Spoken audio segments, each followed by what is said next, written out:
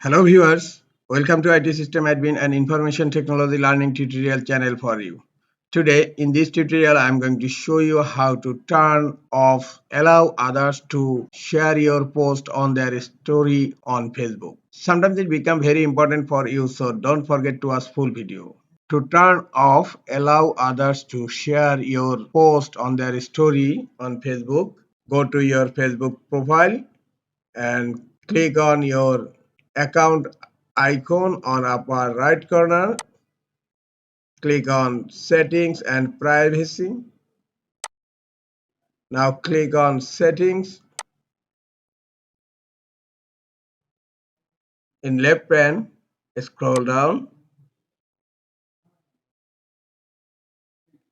Under audience and visibility, click on profile and tagging. Here you will find an option allow others to share your post to other stories. By default, it's turned on. Just click here to turn it off. Now, allow others to share your post to their story is turned off. This is all for today. Hope this tutorial is helpful for you. Keep watching for next tutorial. Thank you very much.